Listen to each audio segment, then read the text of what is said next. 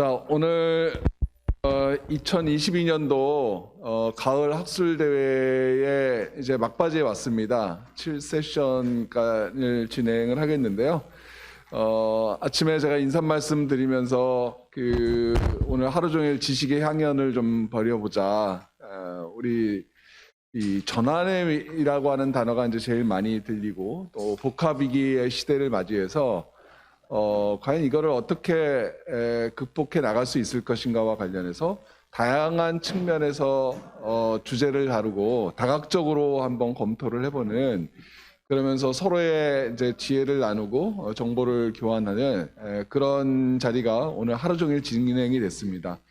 여태까지 6개 세션을 진행을 했는데 뭐 발표, 사회, 토론 하신 분들 중에서 4분을 모셨습니다. 그래서 4분으로부터 다시 한번 오늘 토론한 결과들을 갖다 이제 종합하면서 오늘 이번 주제가 보시다시피 이제 다중전환이죠. 다중전환 시기에 과연 우리가 어떻게 대응을 해야 되냐. 다중전환 시기에 말씀드렸지만 사실은 거기에다가 우리 경제적으로는 경제 안보 문제도 있고 공급망 문제도 있고 여러 가지 복합적인 문제가 있는데요. 우리 그거에 대해서 뭐 경영계의 대응, 기업의 대응과 관련해서는 하시는 분이 훨씬 더 많고, 네, 우리 산업노동학회는 그런 기업과 경영과 뭐 정책 당국자들이 고민하지 못하는 노동 현장의 문제로부터 문제를 제기를 하고 그 문제를 풀어나가는 것을 갖다가 조금 모색하는 그런 오늘 토론을 갖다 전개를 했다고 볼 수가 있겠습니다. 마무리하는 데 있어서 우리 4분을 모셨는데요. 먼저 자료집에 있는 순서대로 먼저 소개를 해드리겠습니다. 한국기술교육대학교 김주일 교수님 모셨습니다. 그다음에 고려대학교 노동문제연구소의 박태주 교수님 모셨습니다. 그다음에 한국폴리텍대학 인천 캠퍼스의 이상호 학장님 모셨습니다. 네, 인제대학교 법학과의 박은정 교수님 모셨습니다. 예, 우리 김지일 교수님하고 박태주 교수님은 이제 그 전임 산업노동학회 회장도 역임을 하셨고요. 오늘 뭐 여러 가지 토론과 사회로 이제 애를 써주셨는데. 조금 뒤에 말씀하시고 제가 오늘 순서를 4분을 어떻게 할까 그러다가요, 발제문을 갖다 이제 미리 보고 나서 이거는 가나다 순의 역순으로 하면 되겠다는 생각이 들었어요. 예. 항상 그 사태는 거꾸로 보는 것이 좀 필요하다는 생각이 들어서 이번에는 통상적으로 하던 가나다 순 말고요, 가나다 순의 역순으로 하겠습니다. 그래서 네, 1번 선수가 유감스럽게도 김지일 교수님이 아니고요, 네, 이상호 학장님이 제일 먼저 발표해 주시는데, 저희들 플로어에서 오늘 토론을 종합하는 의미가 있으니까 플로어에 있는 분들도 많은 시간 기회를 드리기 위해서 6분 드리도록 하겠습니다. 6분. 네, 그래서 64, 24 우리 24분 내로 우리 그 기조 발제들을 듣도록 하겠습니다. 먼저 이상호 학장님 부탁드리겠습니다. 네, 반갑습니다. 일단 저희 그 세션 이야기만 좀 짧게 하면, 기본적으로 발표자분들의 내용에 대한 뭐 쟁점이 생긴 것보다는요, 전 국민 고용보험제도로 대표되고 있었던 문재인 정부 당시에서 어떤 사회보험 확대, 소득 기반에 근거한 그 부분에서 약간의 어떤 진화를 반추해 봤을 때 고용보험 차원이 아니라 사회보험 전체 연계성까지 고민을 했었어야 되는데 그런 부분에서 좀 놓친 면이 있지 않냐. 어차피 소득 기반이란 그 기준은 뭐 연금이든 건강이든 뭐 산재나 고용보험 마찬가지 다 동일하게 적용돼야 되지, 흔히 말하는 그런 어떤 그 소득 확인이나 그 부분에 대한 어떤 보험료나 급여 지급 자체에서 다른 기준을 가지는 게 문제가 있다는 이야기를 했었고요. 그리고 그 직업 능력 정책 관련돼서는 그 직농원의 유기락 그 본부장님께서 요즘 많이 이야기한 디지털 전환 자체에서 실질적인 어떤 구조적 문제나 제도적 문제에 의해서 사회 불평등하고 밀접하게 연관돼 있다. 즉 디지털 전환 자체에서도 소외와 차별과 불평등의 재생산이 있는 가운데서 그런 부분들을 실질적으로 좀 불평등을 줄일 수 있는 방안으로서 결국 그 직업 교육, 그 교육 훈련의 적극성, 투자와 교육 훈련의 적극적인 역할에 의해서 사회 불평등을 줄일 수 있다는 어떤 그런 결론에 대한 뭐 대체적인 보완적인 코멘트로 이루어졌습니다. 그런 의미에서 이제 제가 그 처음 우리 주최 측으로부터 주문을 받았을 때 뭐 새로운 전환, 뭐 항상 새롭죠. 근데 저는 솔직히 이야기하면 전혀 새롭지 않을 수가 있겠구나. 근데 명확하게 뭐냐면 저는 가치 판단이 중요하다. 어떤 전환이냐? 그건 정의로운 전환. 다들 동의하실 거라고 생각합니다. 다만 그 정의의 기준과 절차와 정도에 대해서 이견이 존재할 뿐이라고 생각합니다.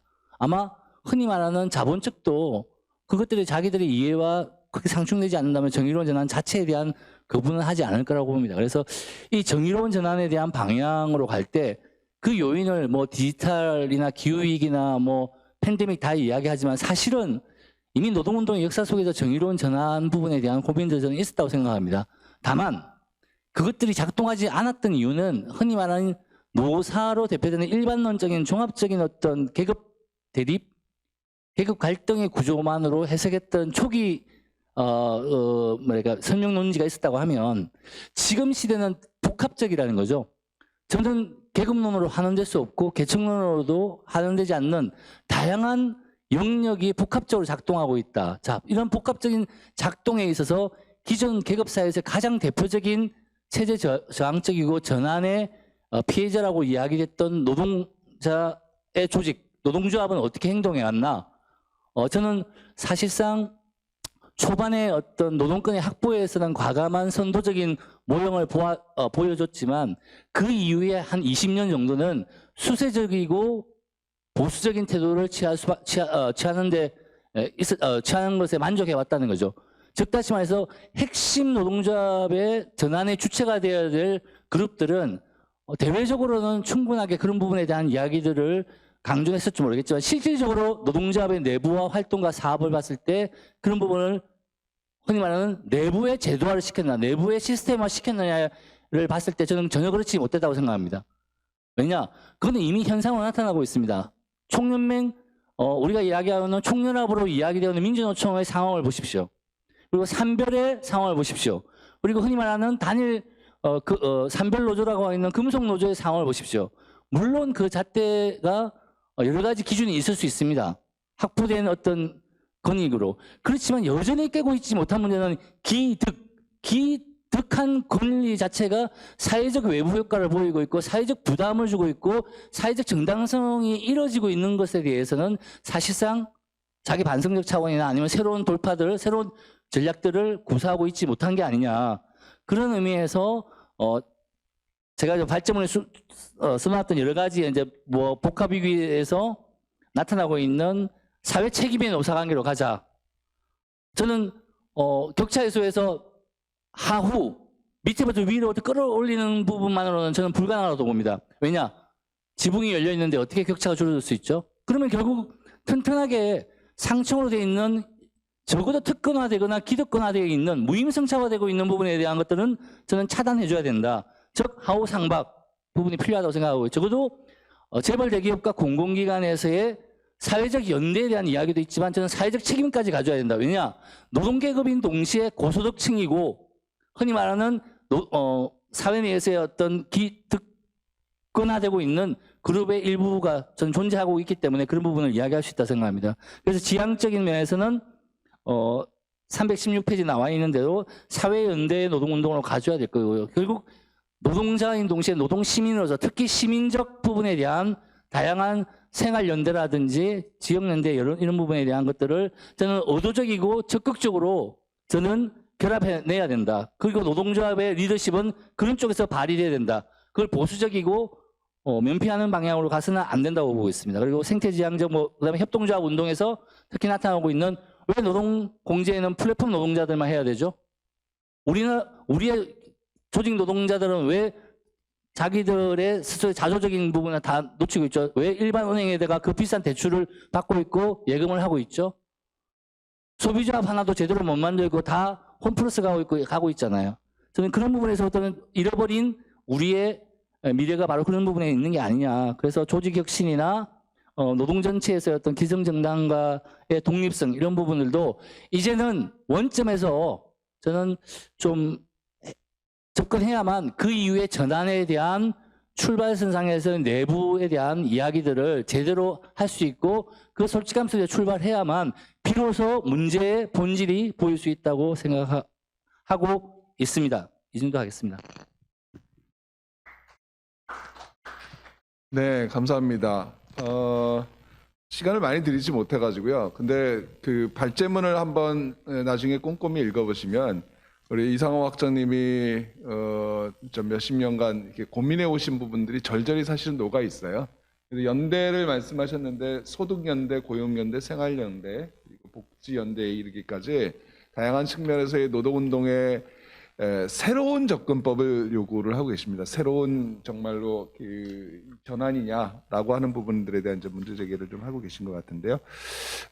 유사한 톤일 수는 있을 것 같습니다만 박태주 교수님이 그다음 바톤을 이어받아서 말씀해 주시겠습니다. 예, 제가 조금 전에 사회를 본 주제는 기후 위기 대응과 관련해서 노동과 환경, 지역, 청년이 어떻게 어떠한 해법을 갖고 있는가, 그리고 이 해법들 사이의 접점은 무엇인가 하는 것이 중요한 주제였습니다. 토론이 시작되고 열기가 오른 중에 마무리돼 버려가지고 아쉽기도 하고, 또 달리 말하면 추가적인 논의가 정말로 필요하다 하는 사실에 대해서는 합의가 된 것이 아닌가라고 보고 있습니다. 중요하게 형성된 쟁점을 간단히 말씀드리면 우선은 정의론 전환의 개념이 무엇인가 하는 해석 투쟁이 있었습니다. 정의론 전에서 정의가 기후 정의에서 말하는 정의와 동일한 개념인가? 혹시 일자리라는 지나치게 협소한 개념으로 축소되어 있는 것은 아닌가 하는 질문. 그리고 두 번째는 전환이 무슨 개념인가 하는 이야기가 있었습니다.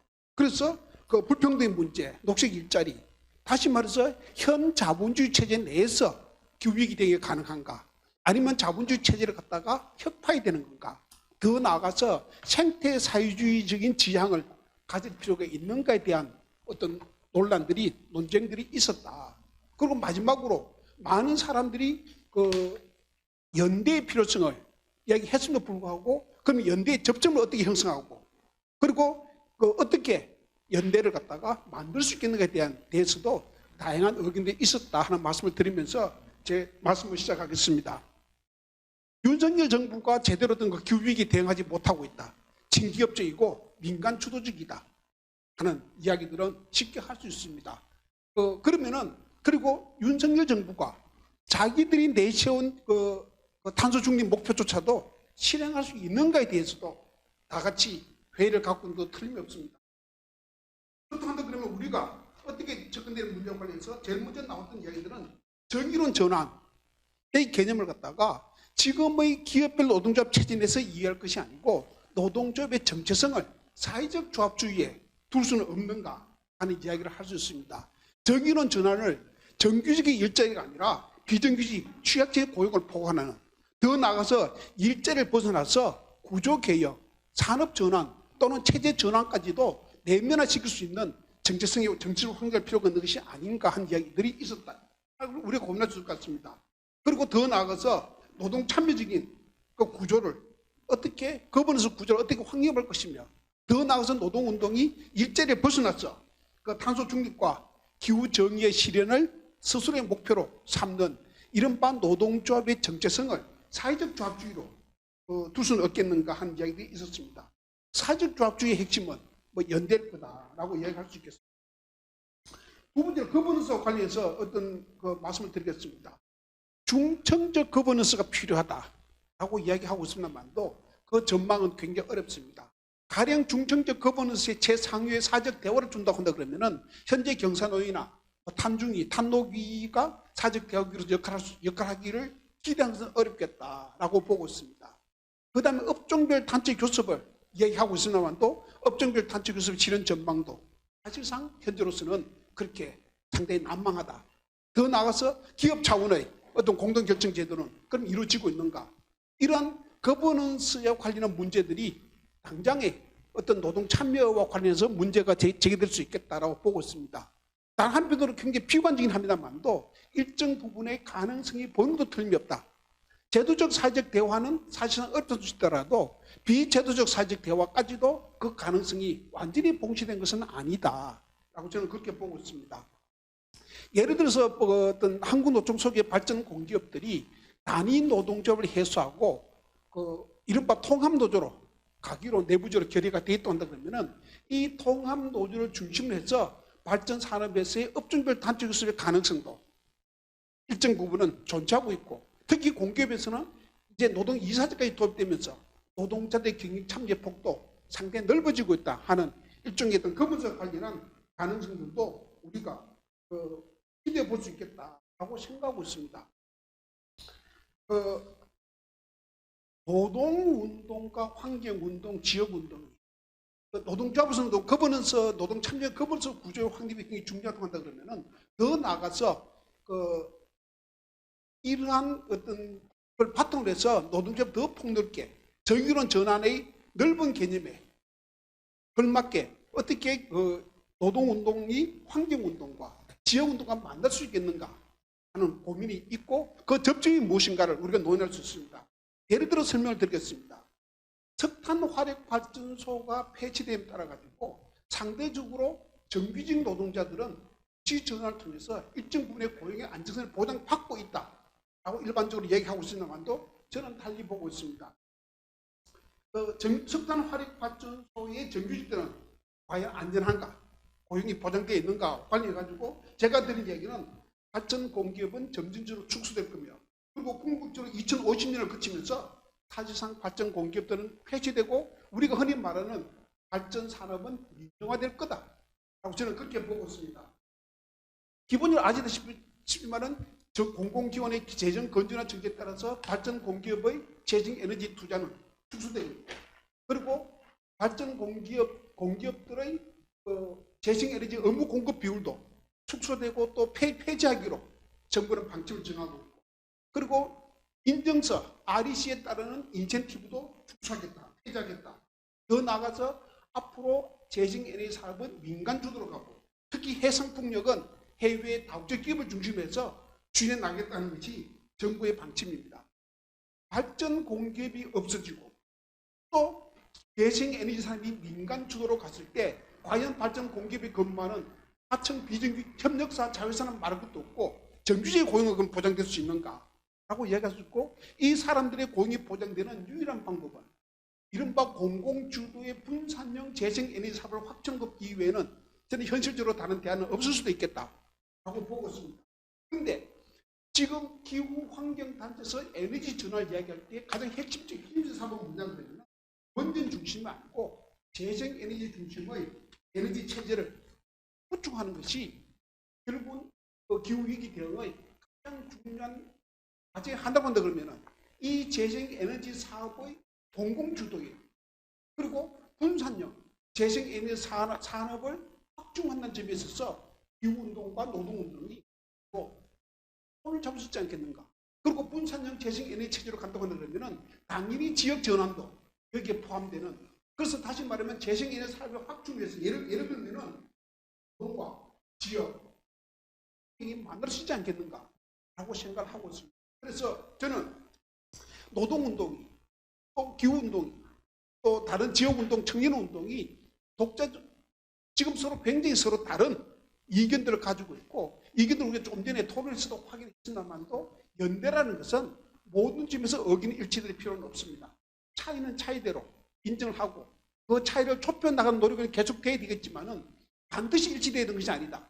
공동의 목표를 설정할 수 한다고 한다면은 그 공동의 목표를 달성하기 위해서 힘을 합치는 것이 연대라고 한다 그러면은, 예를 들어서 기후운동과 노동운동, 지역운동, 청년운동이 만날 수 있는, 예를 든다 그러면 재생에너지 산업을 확충하는 하면서 만들 수 있지 않겠는가라고 생각하고 있습니다. 그래서 지금 기본적으로 에너지 전환 아니면 기후위기 대응과 관련해서 중요한 어떤 주제 하나가 정부의 무능, 정부의 의지 결여가 중요한 문제가 한다면은 사회적 연대 사회적 대화에 매달릴 것이 아니라 사회적 대화를 넘어서 사회적 연대를 통해서, 필요하다 그러면 아래로부터의 어떤 연대를 통한 투쟁을 통해서 이 사태를 갖다가 대응에 나올 수밖에 없지 않겠는가 하는 생각을 가지고 있습니다. 네, 감사합니다. 더 시간을 많이 못 드려서 더 시간을 많이 못 드려서 죄송하고요. 우리 박원정 교수님은 그 월요일 플랫폼 세션에 참석을 하셨었거든요. 네. 그래서 간단하게 분위기를 전하시면서 본인 말씀해 주시면 되겠습니다. 역시 6분 되겠습니다. 예. 앞에 말씀 주신 두 선생님들의 말씀을 들으면서 제가 왜 여기 앉아 있나라는 생각을 계속 하고 있었습니다. 제가 선생님들로 모시고 계시는 여러분들께서 앉아 계시는데 제가 왜 여기 계속 앉아 있을까 생각하면서 아마도 우리 플랫폼 제가 오전에 플랫폼 노동 세션에 있었는데 플랫폼 노동 세션 좌장께서 시간이 안 되셔서 제가 대신 온 것 같다는 생각이 듭니다. 네. 플랫폼 노동 세션에서는 주로 플랫폼 노동자들의 단체 교섭의 문제 그리고 플랫폼 노동자들의 어떤 노동 조건을 보호하기 위한 전제 조건으로서 알고리즘을 통제하는 문제에 대한 최근의 동향 같은 것에 대한 얘기들이 주어졌었고, 제 이력에서도 보이다시피 저는 법학과이기 때문에 전체적으로 이 플랫폼 노동에 대한 법적인 접근을 주로 하면서 플랫폼 노동을 플랫폼을 어떻게 통제하고 또한 알고리즘을 어떻게 규제해 나갈 것인가에 대한 주된 관심을 가지면서 오전 세션을 들었습니다. 물론 이제 발제를 하고 토론을 하신 분들의 대다수는 다른 경제학이라든지 사회학을 하시는 분들이었기 때문에 법학적인 논의가 주로 이어지지는 않았지만은 플랫폼 노동과 관련해서 현재 주로 논의되고 있는 상황에는 약간 연대기적인 배경 전환이 있는 것 같습니다. 처음에는 플랫폼 노동의 발생과 함께 노동의 새로운 유형에 따라서 이 노동에 어떻게 접근할 것인가에 대한 논의가 주로 이어졌다면 그 이후에는 플랫폼 노동이라고 하는 것을 이제 통제하기 위한 수단으로서 예컨대 노동법제를 어떻게 적용할 것인가 그리고 지금은 노동법적인 접근 방법 가운데 사실 개별적인 근로기준법 같은 개별적인 노동관계법의 적용 자체는 어렵다는 것에 대들 동의하고 있기 때문에 주로 자율적인 어떤 통제 장치로서 노동조합 활동 측면에 조금 초점을 맞추고 있는 것 같다는 생각이 들고요. 한편 다른 측면에서 이제 알고리즘에 유럽의 그 GDPR부터 시작을 하는 주된 데이터 정보에 대한 통제권 그리고 그것에 대한 기업의 설명 의무 같은 것들에 대한 논의로 지금 현재 이어지고 있습니다. 그러한 동향을 제가 플랫폼 노동에 대해서 주로 연구하고 살펴보면서 늘 항상 답답함을 느끼는 것 중에 하나는 우리 법제 자체가 노동법제 자체가 항상 근로자가 누구냐라는 것을 요구를 합니다. 앞에서 선생님들 먼저 말씀하신 두 분 선생님들께서 계속 노동의 연대, 지역 연대, 기후 연대를 말씀하셨는데 사실 조금 질문을 던지고 싶은 측면이 있었어요. 과연 선생님들께서 말씀하시는 노동은 어떤 노동이냐라는 것입니다. 플랫폼 노동이라는 것이 처음 나왔을 때 이것이 새로운 노동이다라고 다들 말씀하셨지만 사실 플랫폼 노동은 지금 주로 논의되는 그 호출형 노동 같은 경우에는 단지 노동의 지휘 감독 수단이 디지털로 전환되었다는 것밖에 차이가 없는데 우리는 왜 그런 것들을 새로운 노동으로 보고자 하는가? 또 이제 물론 새로운 측면도 있을 수는 있습니다. 워낙 다양하게 발전할 수 있는 가능성을 가지고 있기 때문에 그것을 어떻게 대응할 수 있을 것이냐 하는 측면도 굉장히 중요한데 그럼에도 불구하고 이런 다양성 가운데에서 우리 법은 항상 근로자란 누구냐라는 질문을 먼저 하고 노동조합을 누가 만들 수 있느냐. 그렇기 때문에 라이더 유니언이나 대리운전 노동조합이나 하는 분들이 지금은 설립신고증을 받아서 노동조합이 되었지만은 항상 설립신고증을 받기 위한 투쟁을 적지 않은 시간 동안 벌이는 그런 과정이 있었습니다. 결국에는 노동이라고 하는 것을 우리가 어떻게 이해하느냐에 따라서 법, 제도, 정책적으로 다양한 접근이 가능하게 될 것이고 여기에서 우리가 전제해야 될 것은 사실 이 노동이라고 하는 것을 우리가 노동이라는 것은 우리가 생각하는 것보다는 훨씬 더 넓은 개념이어야 되지 않을까라고 하는 것입니다. ILO에서도 꾸준하게 우리 협약 비준해서 계속 법을 바꾸네 어떠네 하는 얘기들이 계속 나오고 있는데요. ILO에서도 이제 자영적인 이제 인디펜던트 워커라고 하는 그런 개념을 들어서 그런 노동자들에게도 지속적으로 단결권 등의 노동 3권이 보호되어야 된다라고 하는 점을 강조하고 있고요. 특히 다들 아시다시피 재작년 즈음에 우리나라에서 계속 문제가 되었던 한국과 EU 간의 FTA 과정에서 노동 분쟁이 발생했을 때 이제 노조법상의 근로자 규정이 우리나라는 자영업자를 포함하지 못한다라고 하는 측면에서 계속해서 이건 ILO 협약 위반이다라는 점을 EU가 주장하기도 했었습니다. 결국에는 우리가 보고 있는 노동의 어떤 범주, 바운더리보다도 훨씬 더 넓은 개념으로 노동이라고 하는 것을 봐 나가야 할 텐데 우리의 노동조합 운동이 과연 그러한 이제 그 바운더리의 확장을 당연하게 받아들이고 있는가 하는 것에 대한 의문. 그리고 물론 이제 법도 당연하죠. 법도 지나치게 이 노동이라고 하는 것을 굉장히 그 종속적인 노동으로 국한하고자 하는 의지를 강하게 내비침으로써 이제 그 실제적으로 어떤 노동 3권의 보장이 실질적으로 필요한 사람들의 영역을 다 담지 못하고 있다라고 하는 것에 대한 문제의식을 강하게 가지고 있습니다. 그래서 어떻게 보면은 자꾸만 노동자의 비노동자화라고 하는 것들, 그것을 통해서 노동법의 회피 같은 것들이 자꾸만 말해지는 것도 결국은 노동을 자꾸만 좁은 범위로 축소시키고자 하는 어떤 의지들의 반영 아닌가라는 생각이 들고요. 그렇기 때문에 사실 이 노동이라고 하는 것이 당연하게도 뭐 여러 측면으로 확대되어야 되겠지만은 특히 일하는 사람의 일하는 방식, 일이 어떤 일이냐에 따라서 그 노동의 범주가 제한될 필요는 없지 않을까라는 생각을 하고 있고, 그러한 측면에서 이제 제가 발제 제목을 자연과 노동의 연대라는 제목으로 잡았습니다.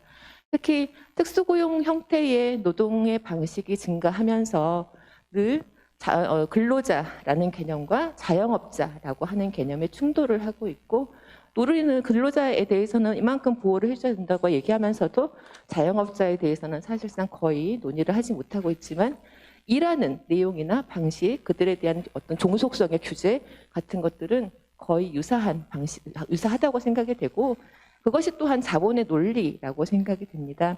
결국에는 노동자가 자영업자이고 일인 측면들이 분명히 존재하고 자영업자에게서 그 노동들을 발견할 수 있기 때문에 이 양자 간의 연대라고 하는 것이 도모되지 않는다면 결국 이 어떤 노동 운동이라고 하는 것, 또 노동법적인 보호라고 하는 것은 아주 좁은 범위로 국한될 수밖에 없을 것이다라는 생각이 들고요. 그런 측면에서 뭐 이제 자연과 노동의 연대에 대해서 여러 가지 논의를 좀 시작하면서 노동운동의 방향에서도 앞에서 이제 기득권이라는 말씀들도 많이 하셨었는데, 기존의 정규직 근로자들을 중심으로 하는 노동조합만이 아니라 비정규직을 포섭하고 특수고용 노동을 포섭하고 경제적 종속성이 있는 자영업자들을 포섭하는 그런 방향으로의 전환이 필요하지 않을까라고 생각을 하면서 한번 마치도록 하겠습니다. 감사합니다. 네. 박원정 교수님을 모신 이유는 그 법학자시기 때문에 모셨습니다. 다른 분들은 다 그 경제나 사회학, 노사관계학 여기 전공하셨는데요. 법학자분이기 때문에 모셨고요. 자, 좋은 말씀 감사드리고 마지막으로 김주일 교수님으로부터 말씀을 듣도록 하겠습니다. 예.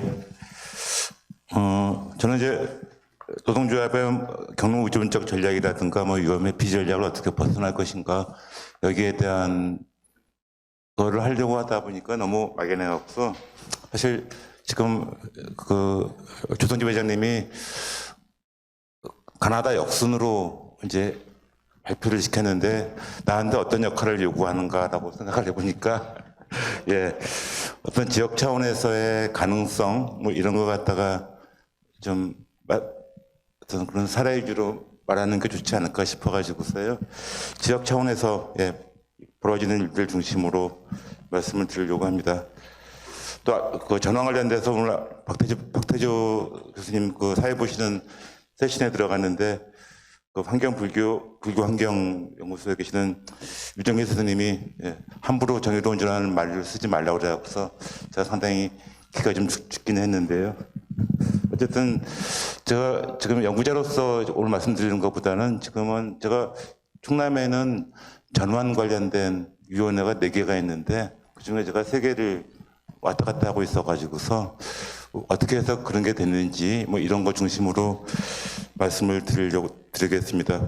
충남에는 작년도 2021년도에 2차 노동정책 기본 계획을 짜면서 2월 달에 36명을 갖다가 모았어요. 그 36명이 민주노총, 한국노총도 물론 있었고, 그 다음에 도의원도 있었고, 단체 활동가도 있었고, 사실은 약간 개파까지 포괄을 해서 안배를 해서 36명을 뽑은 다음에 그 36명이 향후 5년 동안 어떤 노동정책을 펼 것인가에 대한 그 이야기를 하기 시작을 했고요. 그게 수기 프로그램식으로 운영을 하면서 2주에 한 번씩 모여가지고서 1월 달부터 한 9월 달까지 진행을 했거든요. 그래서 굉장히 오랫동안 진행을 하면서 충남의 노동정책은 전환, 안전, 존엄 이 3가지로 컨셉을 잡아서 풀어나가자라고 하면서 전환 정책에 대한 것 갖다가 하기 시작을 했고요. 그래서 그 부분들이 그 36명에 들어오셨던 도의원 2분이 여기서 나온 이야기들 갖다가 재빨리 조례로 만들어 나가고 이렇게 하면서 또 빠르게 진척이 되었던 것 같아요. 그래서 그 아까 말씀드렸던 위원회라고 하는 게 그러니까 충남 탄소 중립이 제가 지금 말씀드리는 이 부분들은 2022년 5월 31일부로 5월 31일 시점에서의 이야기고요. 6월 1일 날 도지사가 바뀐 다음 이야기는 아니라는 점 말씀을 드립니다. 네, 그래서 탄소중립위원회 정의로운 전환 분과, 네, 그다음에 민주노총하고 도하고 하는 그 산업전환위원회가 또 따로 있고요. 노사민정의 노동전환위원회가 따로 있고요. 그 다음에 조례로 그 노동전환 직업훈련센터를 갖다 만들기로 이제 했었고, 그 노동전환 훈련센터에 이제 거버넌스가 또 위원회가 또 따로 있고 이렇게 해서 한 4개 정도가 복합적으로 움직이게 돼 있는 걸로 돼 있었는데 현재는 예산이 이제 잘 안 잡혀가지고서 그다지 활동적이지는 않게 진행이 되고 있습니다. 그래서 아까 박대진 박사님 말씀하신 것처럼 꼭 경선의회라든가 노사민정협의회를 통하지 않고 그렇게 수기 프로그램을 통해 가지고서 비제도적 사회적 대화로 진행을 해서 지역 단위에서는 그런 부분들이 가능할 수 있겠다. 그래서 거기서 아웃풋도 만들어내고 이게 가능한 부분이다라는 생각이 전 들고요. 예, 그렇게 해서 지역 단위에서는 조례가 만들어지면 일단 진행이 되니까요. 그래서 그 부분 그렇게 해서 만들어지는 것들이 중요한 부분들인 것 같고 그렇게 하려고 했더니 기본적인 데이터가 없어요. 그래서 저희는 울산에서 진행했던 조영재 교수님이 진행했던 그 울산의 전환지도를 갖다가 상당히 참조를 했었는데 울산의 전환지도 갖다 놓고서 이제 같이 공부도 하고 그랬는데 좀 더 처음이니까 했는데 조금 더 구체적으로 좀 들어갈 필요가 있을 것 같다라고 이제 생각이 들었었어요. 그래서 이제 향후에 좀 연구를 해야 되는데 거기서는 일종의 전환 압력을 갖다가 생산품으로 봤어요. 그래서 사양 품목하고 또 앞으로 이제 전환될 수 있는 품목 이걸로 봤었고 그다음에 기업의 전환 영향을 갖다가 일단은 이제 그 기업의 나이로 봤어요. 연수로 보고. 그래서 대충 이제 어느 정도까지 했는데 좀 더 구체적으로 이제 좀 진행이 돼야 되지 않을까 싶은 생각이 들고요. 전환 역량도 기업의 역량이 있고 노동의 역량이 있고 그래서 다 세분화해 가지고서 좀 더 구체적인 연구가 돼야지 지역 차원에서 어떤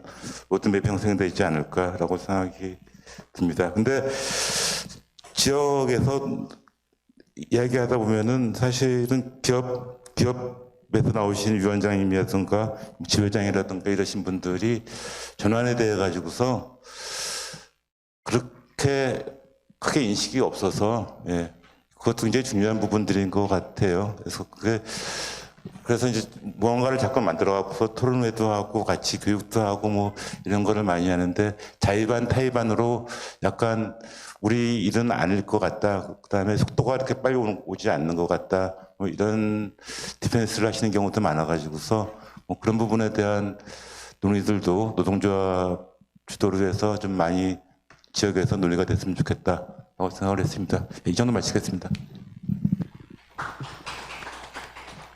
네, 감사합니다. 박수를 몇몇 분만 치시고 그래서 그 하는 것 같기도 하고 안 하는 것 같기도 해서 우리 네 분 모두에 대해서 박수를 한번 크게 보내드리겠습니다.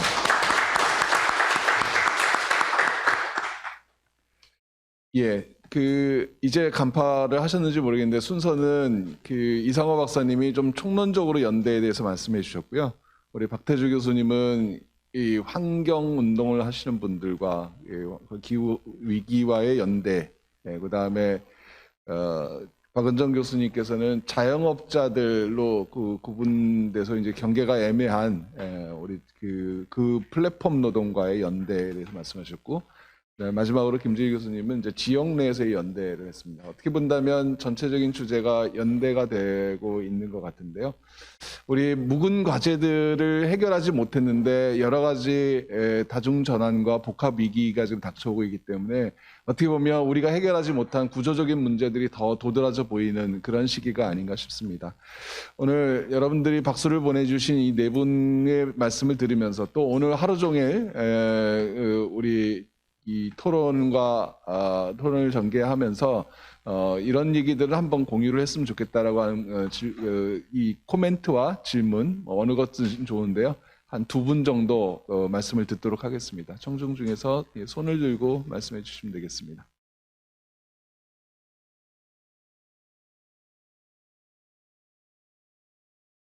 뭐 양보하지 않으셔도 됩니다. 예, 서로 기회를 양보하시라고 하시는 것 같은데.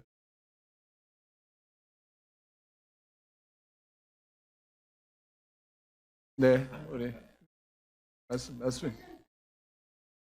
노동조합과 노동운동의 과제인데 다 교수님들만 앉아 계셔가지고 왜 제목을 바꾸든지 교수님들 입장에서 바라보는 노동조합 이렇게 바꾸든지 아니면 현재 노동조합을 설명하는 사람들 앞에 세션이 되게 많이 있던데 같이 와서 이런 얘기를 했으면 훨씬 더 좋지 않겠는가, 객관화시키지 않고 아까 처음에 우리 조 박사님께서 말씀하셨던 대로 여기가 그냥 우리끼리 이렇게 뭐 학술적으로 어쩌고저쩌고 하는 게 아니라 현실과 이제 맞닿으려고 하는 노력이기 때문에 그렇게 좀 패널을 구성했으면 좋았지 않았겠나 하는 생각이 들었습니다.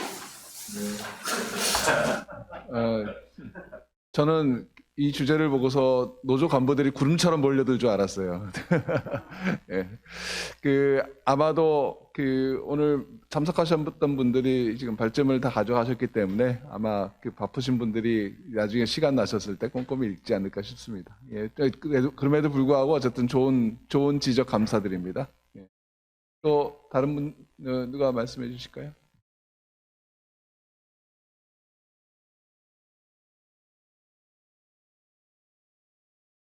예, 다 아마 저녁 시간을 노리고 계신 게 아닌가 싶기는 한데요. 예, 혹시 네 분 중에서 요 얘기는 조금 더 하실 필요가 있겠다. 아니면 다른 분이 말씀하신 거에 대해서 이런 부분들은 좀 다른 각도로 쳐다볼 필요가 있지 않을까. 이런 말씀 해주실 게 있을까요?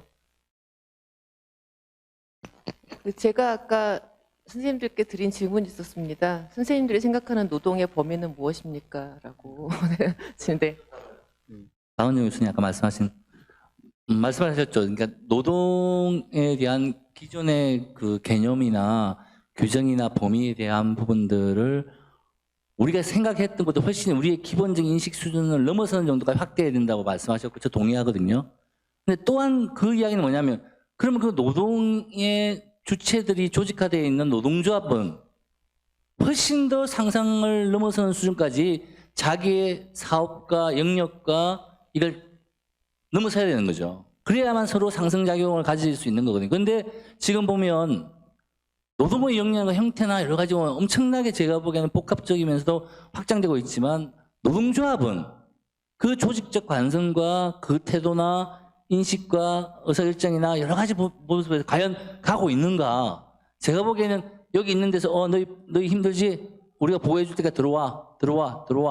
그리고 결국 노동 3권 가지고 사실은 자기의 정체성과 자기 활동을 디펜스하고 있는 거라는 거죠.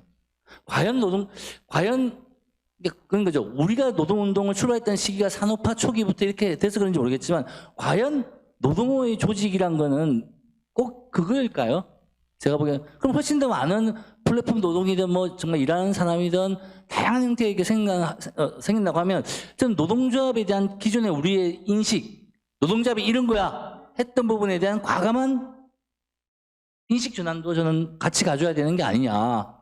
그리고 거기에 대해서는 다 같이 못 간다고 한다면 선도적인 어떤 모델들이나 나서주는 게 있어야 되고 저는 이미 그게 태동되고 있다고 생각합니다. 그래서 그런 부분에 대한 것들이 저는 새로운 전환에 대한 노동조합과 노동운동의 과제는 바로 자기의 문제, 자기의 변화라는 거죠. 자기 변화하는 걸 쫓아가는 게 아니면 자기가 변화해야 된다. 이런 게 아닐까 저는 생각을 가지게 됐습니다. 네, 감사합니다. 혹시 두 분도 말 없으시고요? 뭐 있을락 말락 하시는 거죠, 그러니까. 네, 말씀하시죠. 네. 전환의 과정에서 어떤 기후 위기 대응이 뭐 누가 뭐래도 핵심적 과제 하나다라고 했고, 저는 그걸 하기 위해서 어떤 노동과 다른 사회 운동과의 연대가 중요하고, 그것을 우리들이 사회 운동적 노조주의다라고 우리들이 그렇게 표현을 해왔습니다. 에너지 전환이 기후 위기 대응의 핵심이고, 에너지 전환의 핵심에서 재생 에너지에 어떤 재생 에너지를 중심하는 에너지 체제를 구축하는 것이 가장 중요한 과제고, 이 과제는 고용 문제 해결과 에너지 전환과 관련해서 핵심적인 주제라고 말씀하셨고, 여기서 충분히 노동운동과 지역 또 기후운동이 만날 수 있다고 말씀드렸습니다. 예를 들어서 말씀드려서 뿌리고, 저는 운동, 노동운동과 사회운동이 만날 수 있는 연대의 지점은 정말로 다양하고 넓다라고 생각하고 있고, 그 중심에 가장 어떤 규모가 큰 노동조합이 할 수 있는 역할은 더 많다고 보고 있습니다. 어떤 연대의 영역은 다양하고 넓다. 예를 들어서 최대의 소비자 단체로서 노동운동이 그 일상의 생활에서 소소한 실천, 텀블러부터 해서 그런 노력도 있을 수 있겠고, 더 나아가서는 기후재난에 대응하기 위한 연대, 더 나아가서 생태적 실천을 위한 농조합의 노력들도 필요하다고 보고 있습니다. 연대 영역은 굉장히 넓다 보고 있고, 여기서 중요한 것은 노동운동이 환경운동, 기후운동을 어떻게 내면하는 것 못지않게 환경운동, 기후운동이 노동운동에게 다가서려고 하는 노력들, 그게 못지않게 중요하다라고 보고 있습니다. 노동운동이 갖고 있는 솔직히 말해 일제된 고민뿐만 아니라 노동시대 이중구조, 사회 안전망 확보, 그리고 또 노동기본권의 힘든 것 같은 것들도 노동운동이 기후운동에 대응하기 위해서 굉장히 중요한 수단을 한다 그러면, 이 기후환경운동이 노동운동에 대해서 좀 더 적극적인 이해, 노동운동과 기후운동이 서로가 서로에게 다가가려고 하는 노력들이 결국은 양운동 사이에 연대를 가능하게 만드는 가장 중요한 요소가 아니겠는가라고 보고 있다는 이야기입니다. 네, 감사드립니다. 오늘 여러 가지 디지털 전환과 관련된 얘기, 그 다음에 그 기후 위기와 관련해서 노순전환이라고 해야 되나요? 예. 이 기후 위기와 관련한 이제 전환의 문제, 그다음에 사실 또 하나가 이제 팬데믹과 관련해서 그 새로운 포스트 코로나 시대에 이제 어떻게 대응할 것이냐의 문제가 있었는데요. 제 첫 번째 세션에서 이제 필수 노동자에 대한 토론들이 좀 있었습니다. 우리가 사회적 거리두기 이 상황에서 이 사회를 갖다가 연결해주는 그 필수 노동자의 존재에 대해서 새삼스럽게 바라보게 되었었던 것이고요. 그들이 평상시에 우리가 몰랐던 부분들을 갖다 이제 다시 알게 되었던 것인데, 그분들이 결국은 이제 노동 존중이라고 하는 것으로 이제 통하면서 필수 노동자들이 이 불안정 취약계층이 이제 많이 분포하고 있다는 그런 사실들로부터 새롭게 말씀드렸던 우리 사회의 이제 구조적인 문제들이 다시 한번 수면 위로 올라왔던 그런 것이 아닌가 싶습니다. 말씀드린 대로 이렇게 구조적인 문제가 상존하는 상황 속에서 여러 가지 새로운 문제들이 덧붙여지고 있는 상황인데 아쉽게도 필수 노동자와 관련해서 노동운동의 대응 자체가 조금 너무 빈곤하다라고 하는 부분들이 1세션에서 나왔던 주요한 얘기였던 것 같고요. 그런 부분들의 얘기들이 지금 네 분의 발제나 토론을 통해서도 다시 한번 다른 영역에서도 확인되는 것이 아닌가 싶습니다. 말씀하신 대로 노동운동과 노동조합의 과제인데 우리는 이 여전히 사회 진보에 있어서 노동의 역할을 기대하고 있는데 노동은 우리 기대만큼 움직여주지 않는데 그런 것들이 우리 연구자들이 조금 더 게으른 것은 아닐까. 연구자들이 조금 더 날카로운 지적과 조금 더 그럴 법한 대안을 제시하고 있지 못하기 때문은 아닐까라고 오히려 우리를 갖다 다시 돌아보게 됩니다. 오늘 학회 7개의 세션을 진행을 하면서 이런 여러 가지 문제를 한번 다뤄봤는데요. 여러분들 가을 학술대가 오늘 의미 있었기를 바라고 뭐 남은 이 과제들 오늘 다 해결하지 못한 이 지식과 정보하고 그다음에 입장과 이런 부분들이 내년에도 계속 이어지면서 더 나은 사회를 만들 수 있는 그런 산업노동학회의 공론장이 되었으면 좋겠습니다. 감사합니다. 네, 운영위원장님 예.